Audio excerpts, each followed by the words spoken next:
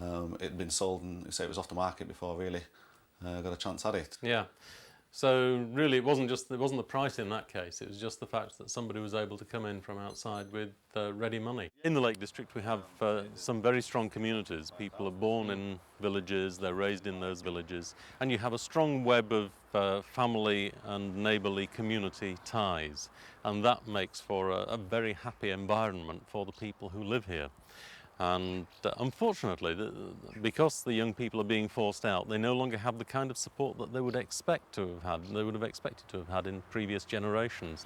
This is one of the properties that we let and look after as a holiday letting agency. I run and manage a company called Lake Lovers, which is an agency letting and managing holiday homes in the Lake District. Right, well, this is the kitchen.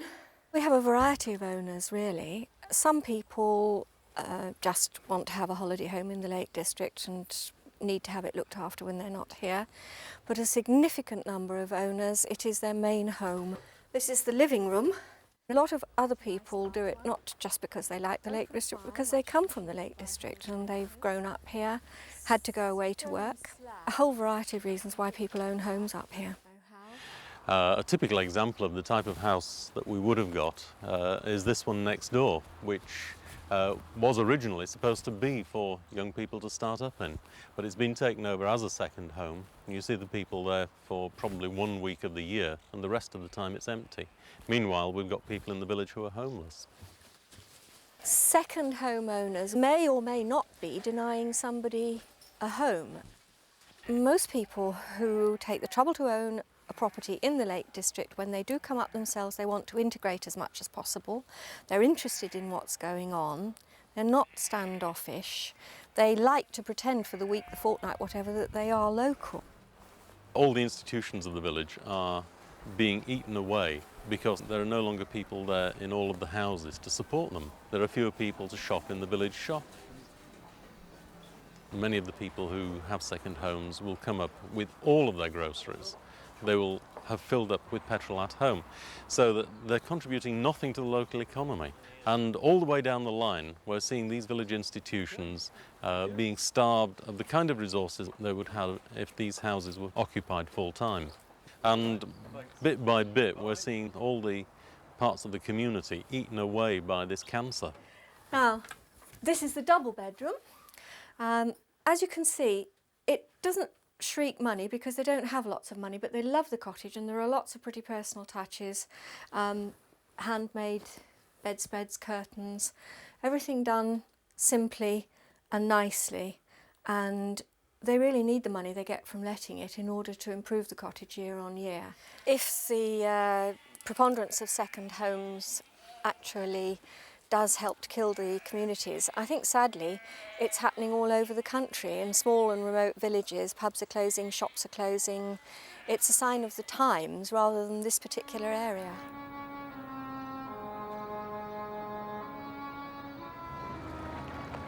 Tourism is a very important industry. It forms 17% of employment, 18% of gross domestic product. So it's very, very important, and we do have to ensure that it's managed effectively. There are 16 major lakes in the national park. There's only one lake on which powerboating is permitted, and that is a very large lake. It ought to be possible, and it's certainly equitable, to enable people that come to the area to enjoy that kind of activity to do it in a controlled way on one lake in this entire national park. Powerboating has been here for something in excess of 80 years. We have photographs of what was known as plank riding, which is rather fun. Water skis that look like planks.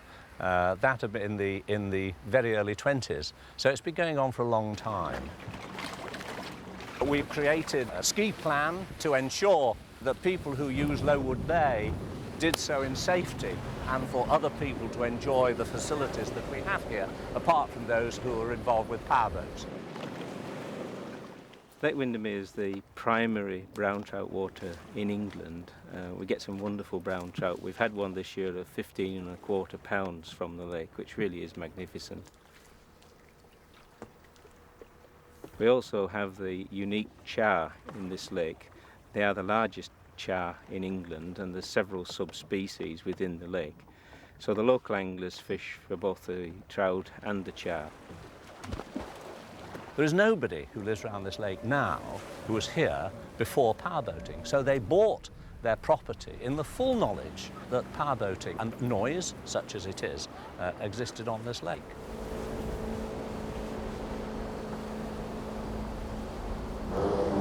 Powerboating is one of these strange sports where you don't need a license to drive one, there is no age limit, and unlike a road, there's no lane discipline on the lake, and you have random traffic moving at quite high speeds. As we're recording here, a powerboat has passed us. It's only a small one, but you can hear the noise level, and very shortly we will be subject to the wash from that boat, and we will all rock about. And it's when you get a lot of this action that it's very uncomfortable for the fishermen. The national park is there for all, and those that are in fact offended or don't like the noise of an engine, then they have many other places to go to. We've had one of these large Windermere class rowing boats completely cut in two by a powerboat that passed through it, and 3 anglers had to vacate, rather in sort of cartoon fashion, which is really frightening. The Lake District Special Planning Board, in order to control the powerboats on the lake, have proposed the introduction of a 10-mile-per-hour speed limit. Let me make that clear. The 10-mile-per-hour speed limit is not a ban. It just restricts certain activities such as high-speed motorboating and water skiing. That involves a very small number of people indeed in relation to the millions who actually visit this as a national park. If a 10-mile-an-hour speed limit be imposed on Windermere, there will be a severe impact on the local economy. Jobs will be lost, income will be lost, and not only that, it is inequitable, it is unjust, it is unfair. That's something that has been going on here for the last 80 years and involves a lot of people and brings a lot of income to this area, should be banned just like that, without any discussion and any consultation. It is contrary to British justice.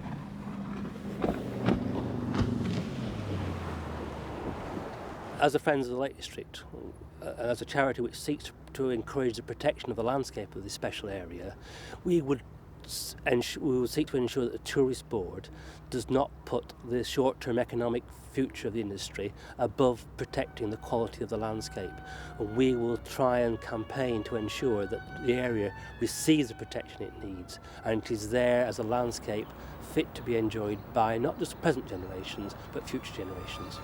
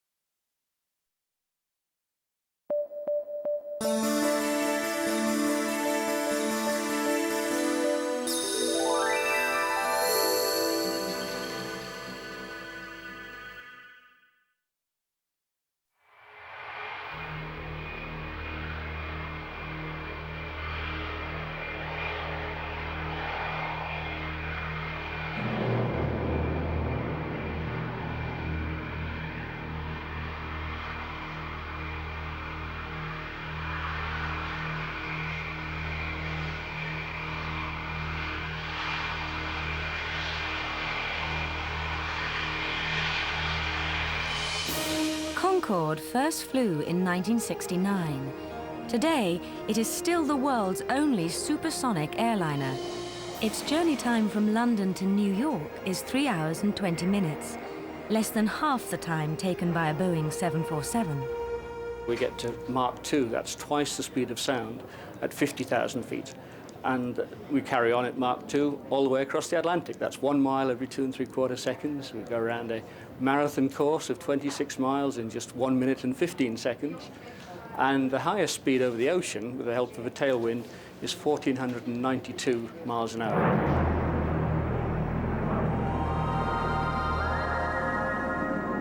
The kind of people that usually travel on Concorde are captains of industry, chief executives, mainly businessmen, but then again we do have celebrities and people that have saved up their whole lives for that once-in-a-lifetime experience.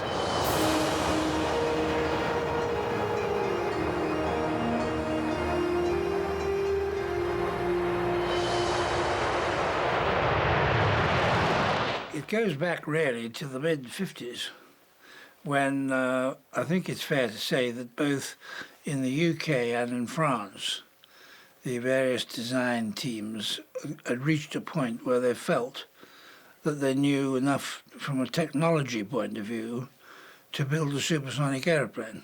Progress report on Concorde. London to New York in a supersonic cigar in 3 hours and a quarter. That's the significance of the world's first supersonic airliner. Being built jointly by Britain and France, our prototype number 002 is already looking more like an aircraft. The nose of the plane can be tilted during takeoff and landing.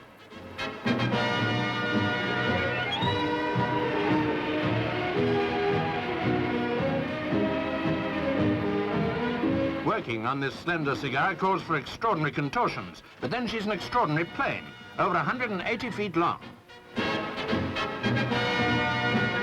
The French prototype 001 is being built at Toulouse. There, as at Filton, the jigsaw is taking shape. On Delta wings, powered by Bristol turbojets, Concorde will devour distance at the rate of 1,400 miles an hour.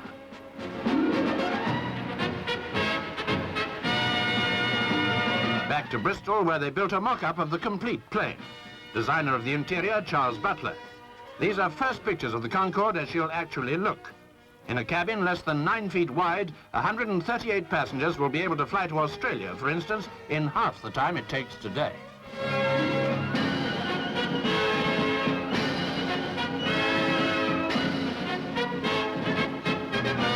So far, 15 airlines have ordered Concorde, the first of which will fly almost exactly a year from now. Concorde was built at a time of national projects. The Russians were building their space station, America was putting its man on the moon, Britain and France built Concorde, and in terms of technical achievement it ranks with anything that's been done, and we're still flying our Concorde day in, day out, 20-odd years on. So it was a wonderful thing to build, it was a wonderful achievement, it's a marvellous example of British and French technology at its best, and its long-term best, because the longevity of the aeroplane is there. It gives a lot of fun. It sets a lot of dreams running. It's remarkable when one looks back on it that it ever happened at all, because we had a situation where people couldn't talk to one another very well. And although the French, as you might imagine, were rather better at speaking English than we were French, we tried night schools and all that sort of business. But quite honestly, most of us were saved on the day by the fact that English was the airline language of the world. There were a total of 2 prototypes, 2 pre-production aeroplanes, and 16 production aircraft built. The production aeroplane is slightly bigger than the 2 prototypes, and it had major changes applied to it. It's particularly noticeable to see the difference in the nose visor arrangement. On the prototype, it was a fairly miserable affair because when you put the visor up, it was metal, and all you actually had were 2 little peepholes. So the amount of forward vision through it was pretty near zero, except looking up at the sky. And I must say, it appalled me when I first saw it. On the approach, particularly, to some extent at other low-speed conditions, the aeroplane has a very high nose-up attitude, and you had to have something that got out of the way of the pilot's vision so that you could meet the requirement to see the approach lights properly during the course of landing and therefore qualify for operation in bad weather.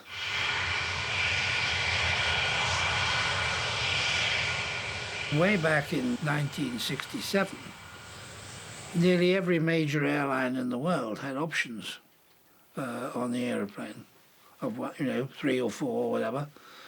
But gradually, I'm afraid, they all disappeared, and it's never been operated really by anybody but BA and Air France. There are all sorts of plans and projections about how many aeroplanes would be made. In the end, however, it narrowed down to making just 20 aeroplanes, of which 14 were passenger service aeroplanes, and that's how we've got 7 in British Airways, and Air France have got 7.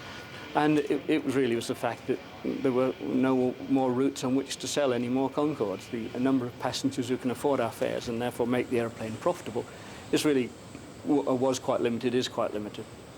Our main route is London to New York, and of course back again. We have 2 flights a day. One which takes off at 10:30 in the morning and arrives at 9:20. So you can have 3 breakfasts if you want, one before you leave, one in flight, and then another one when you arrive. Then that aeroplane turns round and comes back from New York at 1:45 New York time and lands here at 10:25 in the evening. So if you want to, you can fly to New York, do some work, 4 hours or so, and then come back again, all in the same day. There are some passengers that actually fly probably more than we do as crew. There are people on once, even twice a week. So we do see the same faces again and again. It's basically like a top quality restaurant. We've got the finest caviar, salmon, and the menu varies. It changes every month, so our regular passengers are not going to get bored with the same meals. Passenger capacity on Concorde is 100. There's 40 in the front cabin and 60 in the back. There's no first class or second class, it's just Concorde class. So it's the same class all the way through, 100 very nice leather seats. The prices of Concorde offer very good value for money. It is a quite unique product. It's both exciting and quick, and it buys, for the business people, it buys time. It also buys them a little bit of kudos and status, and it buys a little bit of excitement. But it's not a cheap aeroplane, and the fares to New York on the scheduled flights are £3,500 one way. But our load factors, the people travelling, have stayed roughly constant over the whole lifetime of the aeroplane. Some people use it every week, other people travel just once in a lifetime.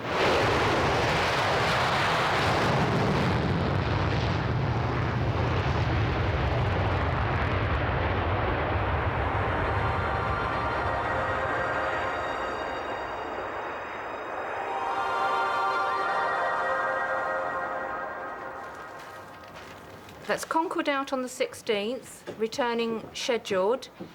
That's for 2-night stay at the Hotel de Paris and to the Monaco Grand Prix, yes.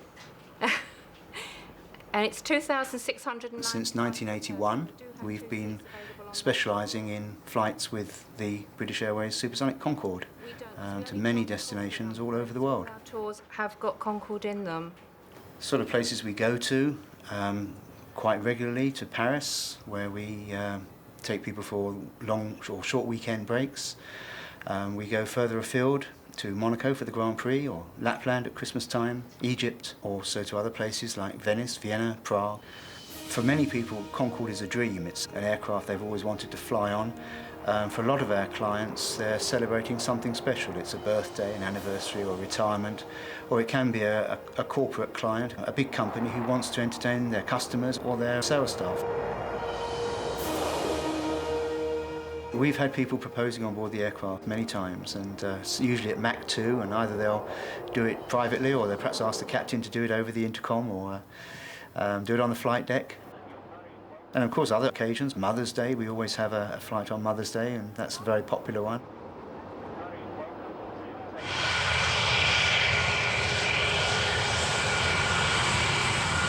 Concorde takeoff is probably the most exciting part of the whole journey. You rush down the runway and you actually push back into your seat, so it's very exciting. Acceleration at Heathrow was phenomenal. Very light load on the aircraft, so very fast. It's a very steep takeoff climb. It's like going up in a rocket. It pushes you into the back of the seat with a great force.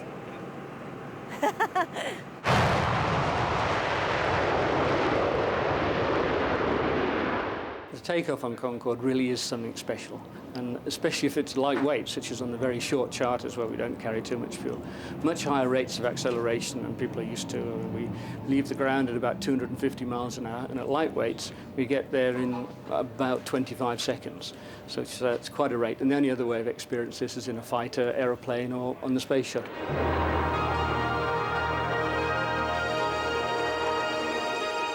It's quick. Tremendous acceleration, but it's at the right speed to enjoy. So I've not heard anyone say they didn't enjoy a Concorde takeoff. It really is great. Up at 10 miles high, you've got the dark blue of outer space and the curvature of the Earth. And sometimes on certain routes you see strange phenomena. If you're flying to New York at certain times of the year, you'll see the sun coming up in front of you, coming up from the west, rising in the west, the only way you'll ever see that happen.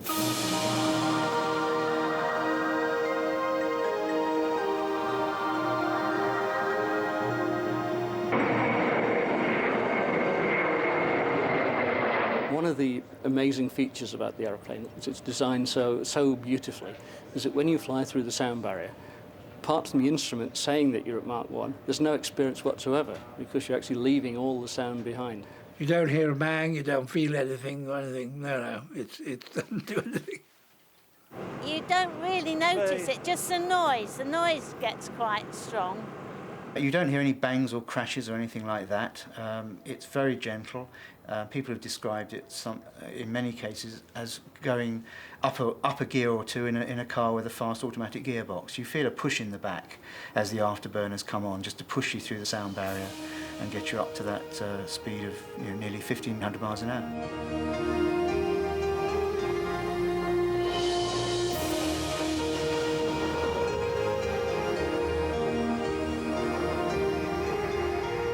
Only a tiny fraction of the millions of passengers who fly every year travel on Concorde, and there are no plans to build a bigger, better version of the supersonic airliner.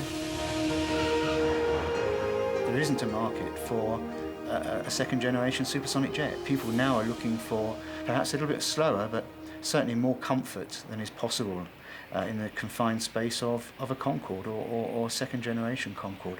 The first-class traveller wants his leg room, somewhere he can sleep, he can feel comfortable, even a washroom perhaps in the future. And it's almost becoming unfashionable just to get from A to B as quickly as possible.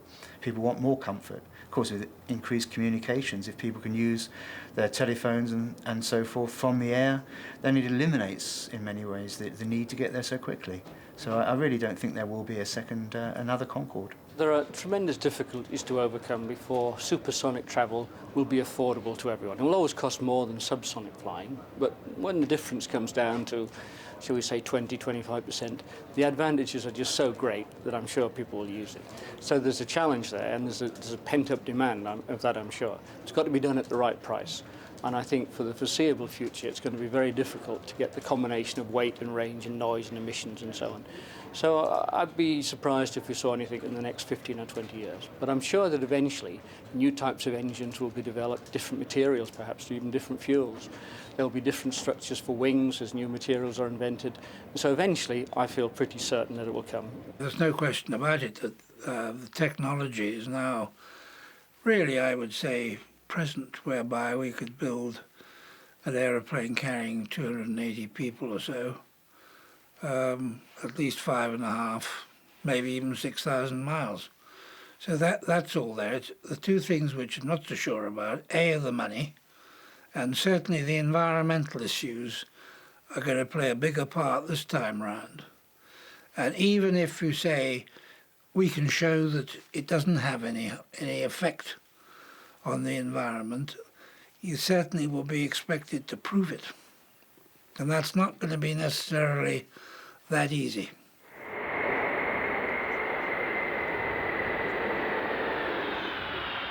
On the 9th of April 1999, a Concorde airliner returned to the British Aerospace factory at Filton, Bristol, exactly 30 years after the first flight of the British prototype from that airfield. 30 years ago today, April the 9th,